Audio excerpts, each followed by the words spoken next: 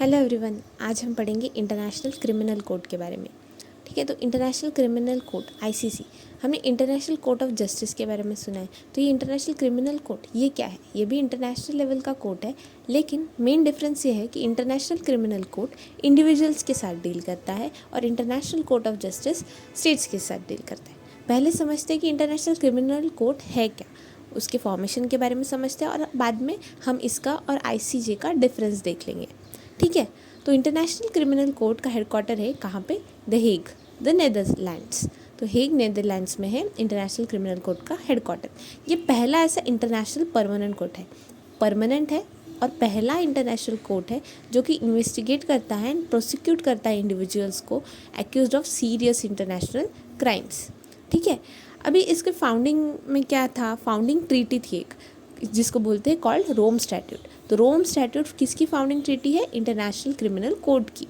ठीक है, जो कि अडॉप्ट हुआ था इन द ईयर 1998 और एनफोर्स हुआ इन द ईयर 2002। मतलब कब से चालू है ये? 2002 से। रोम स्टैट्यूट अडॉप्ट किया था 1998 में, लेकिन ये एनफोर्स हुआ 2002 से। मतलब इंटरनेशनल क्रिमिनल कोड कब से एग्जिस्टेंस में आया? 2002 से। ठीक है, अभी ये जो रोम स्टैट्यूट है, इससे आईसीसी को जुरिस्डिक्शन मिलता है 4 मेन क्राइम्स पे। अभी सारे इंटरनेशनल क्राइम्स पे तो नहीं ना, तो कौन से 4 क्राइम? कुछ सीरियस होगा, बराबर सीरियस बोला है यहाँ पे। तो पहला है जीनोसाइड। जीनोसाइड मतलब क्या?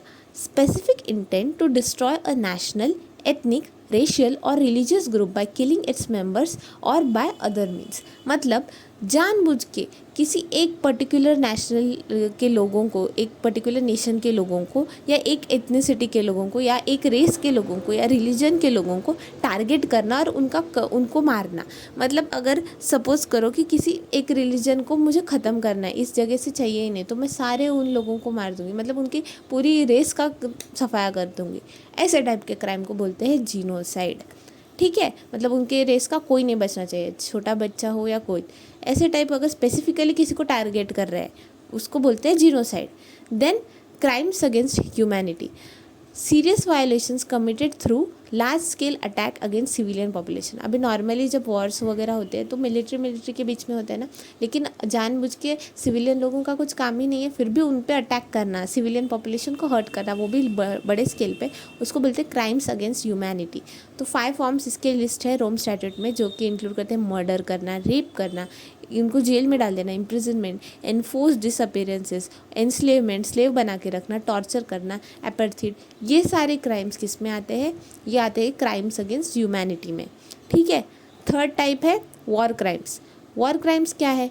Grave breaches of the Geneva convention in the context of arm conflict. जब किसी दो देशों में आर्म कन्फ्लिक्ट होती है तो उस टाइम पे, या फिर कोई आर्म कन्फ्लिक्ट हो रही है, तो वहाँ पे जिनीवा कन्वेंशन की ब्रीच होना। तो जिनीवा कन्वेंशन का ब्रीच मतलब क्या? बच्चों को सोल्जर्स बोल के यूज़ करना, बच्चों को एज सोल्जर्स यूज़ करना, टॉर्चर करना या मारना सिविलियंस को, या फिर जो प्रिजनर्स ऑफ वॉर है उनको ये टॉर्चर करना। फिर इंटरनेशनल अटैक्स अगेंस्ट हॉस्पिटल्स, अभी हॉस्पिटल्स को अटैक करना जानबूझ के, हिस्टोरिक मॉन्यूमेंट्स को अटैक करना, ये सारे वॉर क्राइम्स कंसिडर किए जाते हैं और ब्रीच होता है जिनीवा कन्वेंशन का। वॉर भी होता है तो उसमें कुछ चीज़ें होती है कि आप मतलब सिविलियन पे नहीं जाना चाहिए, आप ये हॉस्पिटल्स पे नहीं अटैक करेंगे, तो ये ह्यूमैनिटी वाली चीज़ है। लेकिन अभी अगर वॉर में भी आप ऐसे करोगे तो वो वॉर क्राइम्स में आ जाता है। फोर्थ टाइप है crime of aggression. Crime of aggression मतलब क्या? Use of arm force by a state against the sovereignty, integrity और इंडिपेंडेंस ऑफ अनदर स्टेट। मतलब अग्रेसिवली किसी और देश को एनेक्स कर लेना, जैसे रशिया ने क्रीमिया के टाइम किया था। तो क्राइम ऑफ अग्रेशंस में आता है कि आप मतलब ऐसे होते हैं ना, धाबा बोल दिया, लड़ाई, ऐसा टाइप का। तो किसी और देश की सॉवरेंटी, इंटीग्रिटी को खतरा हो सकता है, ऐसे क्राइम्स। तो 4 टाइप के क्राइम है जिस पे जुरिस्डिक्शन होता है इंटरनेशनल क्रिमिनल कोर्ट का: genocide, crimes against humanity, war crimes, crime of aggression. ठीक है, तो jurisdiction of ICC under the Rome statute. ठीक है, तो कुछ ना जीनोसाइड में किस किस को बोल सकते हैं, मतलब किन किन लोगों पे ये कोर्ट एक्यूज़ कर सकता है। तो क्राइम्स अगेंस्ट ह्यूमैनिटी और जीनोसाइड और वॉर क्राइम्स होंगे तो कमिटेड ऑन और आफ्टर 1 जुलाई 2002, मतलब 2002 के बाद से जो भी हुआ है ऐसा कुछ, तो उस पर कोर्ट अपना जुरिस्डिक्शन दे सकता है, कोर्ट अपना फैसला दे सकता है। वैसे केस आप कोर्ट में लेके जा सकते हैं। क्या है कंडीशन? 1 जुलाई 2002 के बाद होनी चाहिए, उस दिन या उसके बाद। ठीक है, और किसने कमिट कर, मतलब हर किसी का लेके जा सकते हैं क्या? एक्चुअली जिसने स्टेट पार्टी मतलब मेंबर्स, जो रोम स्टैट्यूट के साइनिंग है ना, जिन्होंने साइन किया उनको स्टेट पार्टी कहा जाता है। तो किसी स्टेट पार्टी के नेशनल ने, जिस मतलब जो मेंबर है उस कंट्री के उस मेंबर कंट्री के किसी नेशनल ने, मतलब उस वहाँ के सिटीज़न ने कुछ कमिट किया हो, या तो उस देश में जो मेंबर है उसकी टेरिटरी में ऐसा कुछ हुआ हो, या फिर ऐसी कोई स्टेट में हुआ हो जहाँ पे इस कोर्ट का जुरिडिक्शन है कि मतलब हम आपका जुरिडिक्शन एक्सेप्ट करते हैं, ऐसा बोला हो, इवन इफ़ वो मेंबर नहीं है तो भी। तो ऐसी केसेस में आईसीसी वहाँ पे मतलब इंटरवेन कर सकता है, वो केसेस आईसीसी ले सकता है। और कौन से केसेस ले सकता है? आईसीसी प्रोसिक्यूटर को अगर यूनाइटेड नेशन की जो सिक्योरिटी काउंसिल है under charter 7 of the UN charter, अगर उन्होंने कुछ रेफ़र किया है तो वो केसेस ले सकता है। अब ये चैप्टर 7 क्या है? चैप्टर 7 करता है action with respect to threats to the peace, breaches of peace and acts of aggression. तो ये इसमें ना आर्टिकल 39 से 51 तक यही सब है कि पीस टाइम में और बाकी की चीज़ों में आप अगर ब्रीच कर रहे हो, अग्रेशन कर रहे हो, तो ये सब है। तो वो चार्टर जो है यूनाइटेड नेशन का, उसका चैप्टर 7 के अंडर रेफ़र किया जा सकता है to ICC prosecutor by United Nation की सिक्योरिटी काउंसिल। ठीक है। तो in case of crimes of aggression में क्या? Crimes referred to the ICC prosecutor by the United Nation security council irrespective of whether it involve state parties और non state parties. तो crimes of aggression के case में क्या कर सकते हैं?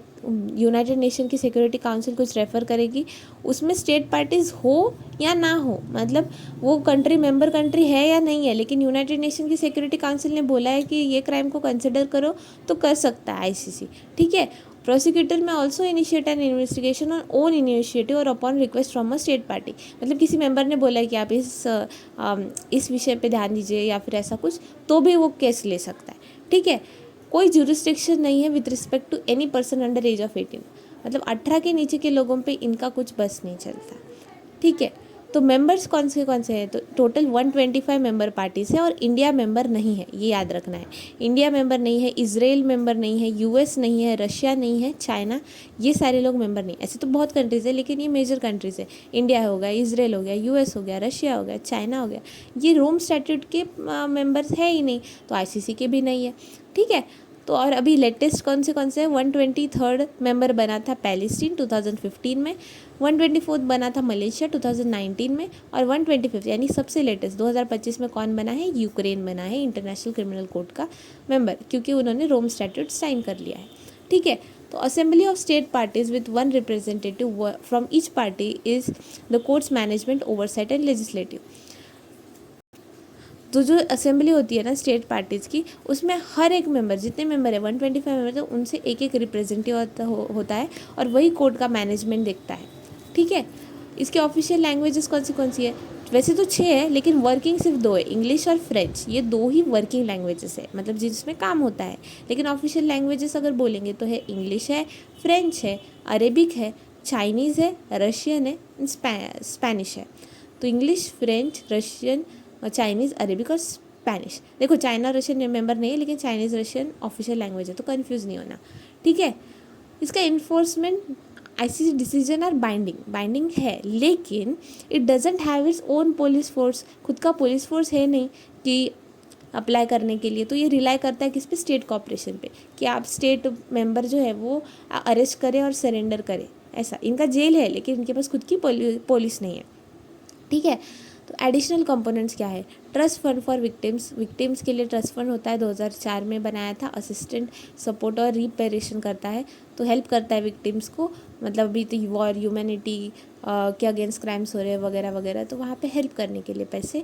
फिर डिटेंशन सेंटर होता है, मैंने बोला ना जेल होता है, सेफ, सिक्योर और ह्यूमन कस्टडी, मतलब अच्छी कंडीशंस में, ह्यूमन राइट वाली कंडीशंस में। ठीक है। क्रूएल नहीं होता है। देन कॉम्प्लीमेंटरिटी प्रिंसिपल है, ये कॉम्प्लीमेंट करता है नेशनल क्रिमिनल सिस्टम को, और प्रोसिक्यूट तब भी करता है जब स्टेट्स खुद से ना कर सकते, मतलब खुद से कर नहीं रहे या फिर कर नहीं सकते, ऐसा कुछ होगा तो ये इंटरवेन करता है, वरना ये अपने मतलब हमारे नेशन के इसके साथ ही चलता है। लिमिटेशंस क्या है इस क्रिमिनल जस्टिस में इसके, कि इनके पास एनफोर्समेंट के लिए पुलिस वगैरह नहीं है, तो कॉपरेशन चाहिए स्टेट से। और नॉन स्टेट पार्टीज़ होती है, जैसे कि इसराइल हो गया, तो उनको कॉपरेशन ज़रूरी नहीं है ना कि आप कॉपरेट ही करो। अभी बाकी के लोगों पे कॉपरेट करना बंधनकारक है, लेकिन अगर मेंबर ही नहीं हूँ मैं, तो आप मेरे को ज़बरदस्ती नहीं बोल सकते कि हाँ आपके कंट्री में ये बंदा है, इसको अरेस्ट करना है, सरेंडर करवा दो, नहीं कर सकते।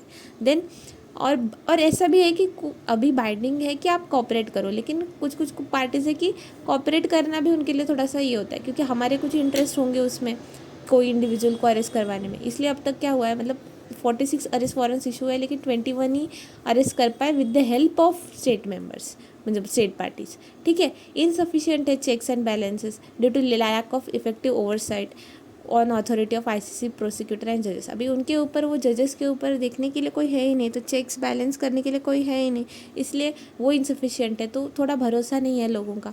फिर लैक ऑफ रेट्रोस्पेक्टिव जुरिस्डिक्शन, ये बोला है कि 1 जुलाई के बाद के सारे क्राइम्स कर सकते हैं, उसके पहले के नहीं, जब रोम स्टैट्यूट आया था फोर्स में।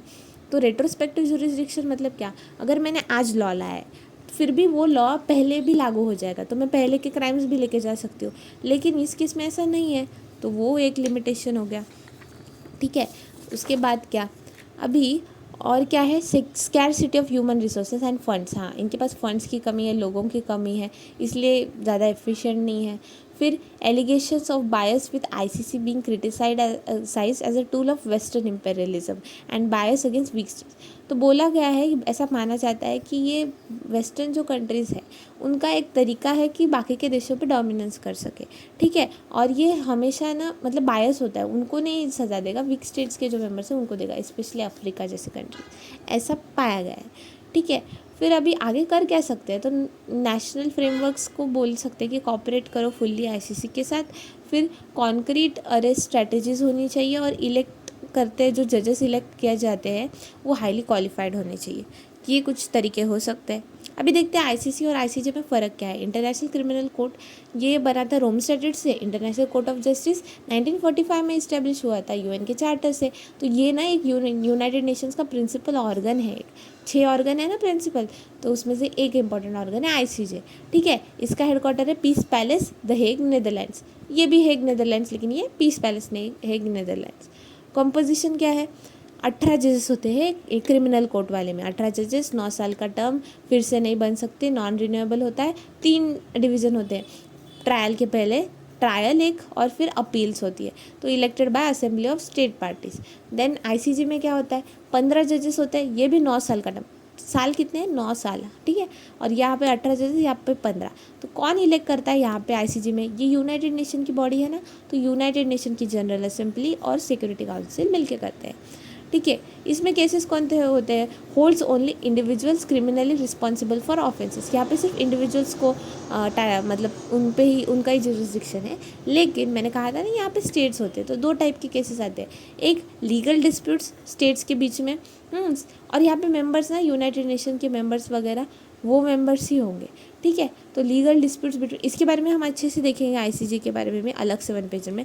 फिलहाल इसका डिफरेंस समझते हैं, यहाँ पे इंडिविजुअल्स होता है, यहाँ पे स्टेट्स होता है। स्टेट्स क्या, लीगल डिस्प्यूट्स उनके बीच में अगर कुछ हो रहा है, वो खुद से लेके जा रहे हैं कोई केस, दोनों स्टेट मिलके कि हमें इस पे सोल्यूशन दे दो ऐसा, या तो एडवाइजरी ओपिनियन होता है कि एडवाइस करेंगे, बाइंडिंग नहीं होगा ऐसा। ठीक है, तो ये यूनाइटेड नेशन की स्पेशलाइज्ड एजेंसी वगैरह अगर कोई रेफ़र करता है, या फिर यूनाइटेड नेशन का कोई ऑर्गन रेफ़र करता है कि ये केस आप देखिए, इस पे एडवाइस दीजिए। ठीक है, फिर इंडिया ने क्यों नहीं ज्वाइन किया रोम स्टैट्यूट, क्योंकि देखो इंडिया का यही कहना है कि आईसीसी ना, देखो यूनाइटेड नेशन की सिक्योरिटी काउंसिल का कुछ ज़्यादा ही दखल है, यूनाइटेड नेशन की सिक्योरिटी काउंसिल रेफ़र कर सकती है।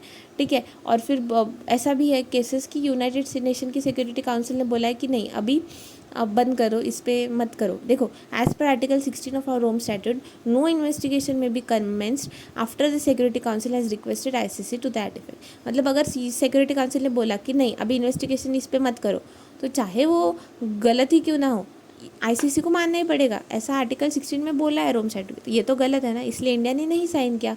फिर यूनाइटेड नेशन की सिक्योरिटी काउंसिल का पावर है कि मतलब ये नॉन स्टेट पार्टीज़ को भी रेफ़र कर सकती है ना, तो ये भी थोड़ा वायलेटिंग है। फिर wide competence and powers of, हमने पढ़ा था आईसीसी का प्रोसिक्यूटर खुद से भी कुछ ले सकता है, तो इसको प्रोप्रियो मोटो बोलते हैं। ठीक है, विदाउट अ रेफरल, किसी और के रेफरल के बिना या सिक्योरिटी काउंसिल या स्टेट पार्टी के रेफरल के बिना कोई केस ले सकता है, तो ये मिसयूज़ हो सकता है ताकि पॉलिटिकल पर्पज़ के लिए। फिर एक्सक्लूजन ऑफ न्यूक्लियर वेपन्स, हाँ ये जो वॉर क्राइम है ना, वॉर क्राइम हमने देखा कि क्या क्या है आता है उसमें, तो उसमें न्यूक्लियर वेपन या टेररिज्म की बात ही नहीं है कहीं पे, तो ये तो बहुत बड़े वो वॉर क्राइम है ना, तो ये भी तो होना चाहिए था। तो ये थोड़ा बायस लगता है, इसलिए इंडिया ने ये सब ज्वाइन नहीं किया। तो आज हमने पढ़ा इंटरनेशनल क्रिमिनल कोर्ट के बारे में, जिसका हेडक्वार्टर हेग नीदरलैंड्स में है, और हमने उसके कुछ फीचर्स के बारे में देखा जो इम्पॉर्टेंट है। ठीक है, तो ऐसे ही हम आगे 1 पेजेस में इंटरनेशनल कोर्ट ऑफ जस्टिस के बारे में भी जल्दी देखेंगे। Thank you for the day. Thank you.